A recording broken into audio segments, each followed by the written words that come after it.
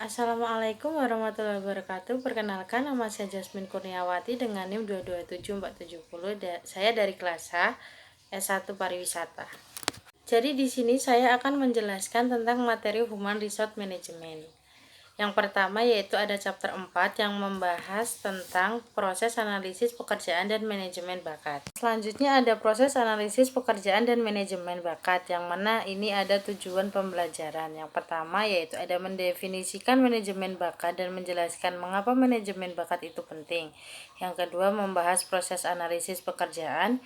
Yang ketiga menjelaskan 3 metode untuk mengumpulkan informasi analisis pekerjaan meliputi wawancara, kuesioner, dan observasi. Yang keempat ada menjelaskan bagaimana menulis deskripsi pekerjaan, dan yang terakhir menjelaskan bagaimana menulis sebuah spesifikasi pekerjaan. Selanjutnya ada analisis pekerjaan dan manajemen bakat. Analisis pekerjaan adalah proses sistematis untuk mengidentifikasi dan mendeskripsikan rincian pekerjaan dalam sebuah organisasi, termasuk tugas, tanggung jawab, kualifikasi, dan kondisi kerja yang diperlukan. Analisis ini digunakan untuk memahami apa yang diperlukan dari suatu pekerjaan agar dapat dilakukan secara efektif dan efisien. Selanjutnya, manajemen bakat adalah suatu proses sistematis yang dilakukan oleh organisasi untuk mengidentifikasi, mengembangkan, dan mempertahankan karyawan yang memiliki potensi dan keterampilan yang tinggi. Hal ini melibatkan berbagai aktivitas, mulai dari mengidentifikasi bakat yang ada dalam organisasi, hingga menciptakan lingkungan kerja yang mendukung pertumbuhan dan perkembangan bakat tersebut. Yang selanjutnya ada manajemen bakat, pengetahuan dan keterampilan, serta perilaku apa yang dibutuhkan seorang untuk melakukan pekerjaan tersebut. Dan yang selanjutnya yaitu ada mengapa manajemen bakat itu penting. Manajemen bakat adalah proses strategi dalam mengidentifikasi, mengembangkan, dan mempertahankan individu berbakat dalam organisasi untuk mencapai tujuan bisnis. Ada beberapa alasan mengapa manajemen bakat itu penting. Yang pertama, meningkatkan kinerja organisasi. Yang kedua, mendukung pertumbuhan dan inovasi. Yang ketiga, meningkatkan retensi karyawan. Yang keempat, membangun keunggulan kompetitif. Yang kelima, perencanaan suksesi yang lebih baik. Yang keenam, meningkatkan employee engagement. Yang ketujuh, meminimalkan resiko. Dan yang selanjutnya yaitu ada deskripsi pekerjaan. Deskripsi pekerjaan adalah sebuah dokumen formal yang secara rinci menjelaskan tentang tugas, tanggung jawab, dan persyaratan yang diperlukan untuk suatu posisi tertentu dalam sebuah organisasi. Dan yang selanjutnya yaitu ada spesifikasi pekerjaan. Spesifikasi pekerjaan yaitu daftar yang berisi persyaratan manusia dari suatu pekerjaan, yaitu pendidikan, keterampilan, kepribadian, dan lain sebagainya yang diperlukan, serta produk lainnya dari analisis pekerjaan. Dan yang selanjutnya yaitu ada informasi yang diperlukan dalam analisis pekerjaan. Dalam informasi dalam analisis pekerjaan ini ada 6, yaitu pertama ada aktivitas kerja, kedua perilaku manusia, yang ketiga ada mesin, alat, dan perlengkapan, serta bantuan untuk kerja. Yang keempat ada standar kerja, yang kelima konteks pekerjaan, yang keenam persyaratan manusia. Itu ada kegunaan informasi analisis pekerjaan. Di sini kegunaan informasi analisis pekerjaan yaitu ada 6. Yang pertama yaitu perekrutan dan seleksi, yaitu proses mencari, memilih, dan merekrut karyawan baru untuk mengisi posisi yang kosong dalam suatu organisasi. Yang kedua yaitu pemenuhan EEO, yaitu adalah prinsip yang menjamin setiap individu memiliki kesempatan yang sama untuk mendapatkan pekerjaan tanpa diskriminasi berdasarkan ras, agama, gender, usia, atau faktor lainnya. Dan yang ketiga adalah penilaian kerja, adalah proses mengevaluasi kinerja karyawan secara berkala untuk mengukur pencapaian mereka terhadap tujuan yang telah ditetapkan. Dan yang keempat ada kompensasi, adalah semua bentuk imbalan yang diberikan kepada karyawan sebagai balas jasa atau pekerjaan yang mereka lakukan, baik dalam bentuk uang, gaji, bonus, maupun non-uang seperti tunjangan kesehatan dan cuti. Dan yang kelima yaitu ada pelatihan. Pelatihan adalah proses memberikan pengetahuan dan keterampilan kepada karyawan untuk meningkatkan kinerja mereka atau mempersiapkan mereka untuk posisi yang lebih tinggi. Dan yang selanjutnya yaitu ada melakukan analisis pekerjaan. Terdapat 6 langkah dalam melakukan analisis pekerjaan tersebut. terhadap suatu pekerjaan. Yang pertama yaitu ada stake 1, memutuskan bagaimana Anda akan menggunakan informasi tersebut. Yang kedua ada stake 2, meninjau informasi latar belakang yang relevan seperti bagian organisasi dan bagian proses. Dan yang ketiga yaitu ada stake 3, memilih posisi representatif. Yang keempat ada stake 4, menganalisis pekerjaan secara nyata. Yang kelima ada stake 5, verifikasi informasi analisis pekerjaan dengan supervisor. Yang keenam ada stake 6, mengembangkan deskripsi pekerjaan dan spesifikasi pekerjaan. Di sini selanjutnya ada metode untuk mengumpulkan informasi analisis pekerjaan. Di sini ada 5. Yang pertama wawancara terstruktur dan tidak terstruktur. Apa sih wawancara terstruktur itu? Wawancara yang menggunakan pertanyaan yang sudah disusun secara sistematis dan baku. Dan apa wawancara tidak struktur? Wawancara yang lebih fleksibel di mana pertanyaan tidak terkait pada format yang baku. Contohnya seperti wawancara mendalam dengan seseorang ahli untuk menggali pemahaman yang lebih dalam tentang suatu fenomena. Wawancara dapat mengajukan pertanyaan lanjut berdasarkan jawaban yang diberikan oleh ahli. Dan yang kedua, kuesioner, yaitu seperangkat pertanyaan yang tertulis yang dirancang untuk mengumpulkan informasi dari sejumlah besar responden. Dan yang ketiga yaitu ada catatan harian atau log peserta, yaitu catatan yang dibuat secara teratur oleh peserta penelitian untuk merekam peristiwa, aktivitas, atau pikiran mereka dalam kurun waktu tertentu. Dan yang keempat ada teknis analisis pekerjaan, yaitu pekerjaan atau proses sistematis untuk mengumpulkan, menganalisis, dan mendokumentasikan informasi tentang suatu pekerjaan. Yang kelima ada kuantitatif kuesioner, analisis posisi dan prosedur Departemen Tenaga Kerja, teknik analisis pekerjaan. Selanjutnya yaitu ada menulis deskripsi pekerjaan. Di sini ada 7 hal yang mencakup tentang menulis deskripsi pekerjaan. Yang pertama yaitu ada identifikasi pekerjaan, yang kedua rangkuman pekerjaan, yang ketiga tanggung jawab dan tugas, yang keempat otoritas pemegang jabatan, yang kelima standar kinerja, yang keenam kondisi kerja, dan yang ketujuh yaitu ada spesifikasi pekerjaan. Dan yang selanjutnya ada menulis spesifikasi pekerjaan.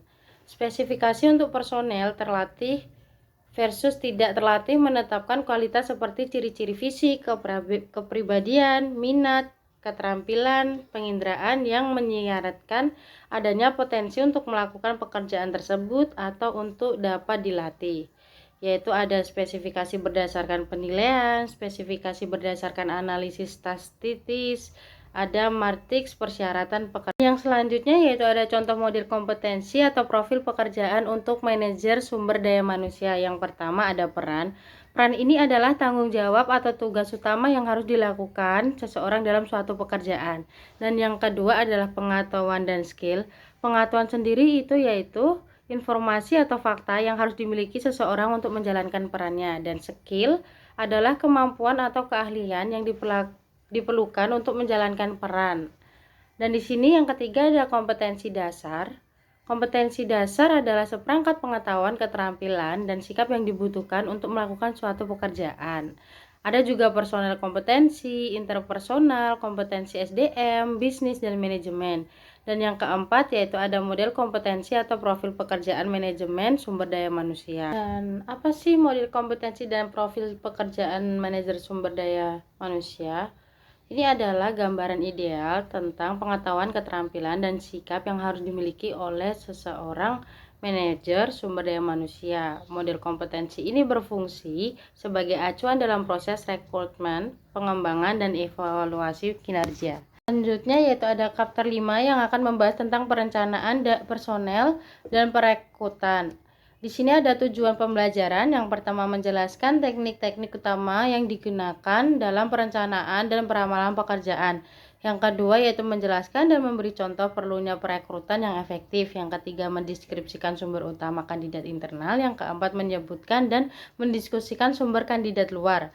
Yang kelima, menjelaskan cara merekrut angkatan kerja yang lebih beragam. Dan yang keenam, mendiskusikan pedoman praktis untuk mendapatkan informasi aplikasi. Yang selanjutnya di sini ada perencanaan dan peramalan angkatan kerja. Perencanaan angkatan kerja atau pekerjaan atau personal merupakan proses untuk memutuskan posisi apa dalam perusahaan yang harus diisi dan bagaimana mengisinya. Di sini ada 4 hal yang perlu diperhatikan dalam perencanaan angkatan kerja. Yang pertama yaitu meninjau rencana bisnis dan data angkatan kerja. Yang kedua, mengidentifikasi kesenjangan. Yang ketiga, mengembangkan rencana dan peta strategis angkatan kerja. Yang keempat, melaksanakan dan mengukur pengaruh dari rencana angkatan kerja yang baru dengan menerapkan perubahan tersebut. Selanjutnya yaitu ada peramalan kebutuhan personel atau permintaan tenaga kerja. Analisis tren studi terhadap kebutuhan pekerjaan perusahaan di masa lalu selama periode beberapa tahun untuk meramalkan kebutuhan di masa depan. Analisis ration teknik ramalan untuk menentukan kebutuhan staf di masa depan dengan menggunakan rasio antara historis antara beberapa faktor kasual seperti volume penjualan dan jumlah karyawan yang dibutuhkan seperti jumlah tenaga penjualan. Dan yang selanjutnya yaitu ada meramalkan penawaran kandidat dalam yang pertama ya ada inventory, kualitas atau keterampilan, catatan daftar manual atau komputerisasi yang berisi pendidikan, minat karir, dan perkembangan bahasa, keterampilan khusus dari karyawan tersebut. Dari karyawan untuk digunakan dalam menyeleksi kandidat dari dalam untuk promosi. Yang kedua yaitu ada bagan pengganti personel, catatan perusahaan yang memperlihatkan kinerja dan kemungkinan dipromosikan saat ini dari kandidat dalam perusahaan untuk posisi yang paling penting. Dan analisis Mycroft. Dan yang selanjutnya yaitu ada meramalkan penawaran kandidat dari luar. Banyak pengangguran akan memudahkan dalam mendapatkan pekerjaan. Alasan untuk mendapatkan kandidat yang lebih kompeten. Dan yang selanjutnya yaitu ada perencanaan suksesi. Yang pertama yaitu ada merupakan proses berkelanjutan untuk secara sistematis mengidentifikasi, menilai, dan mengembangkan kepemimpinan organisasi.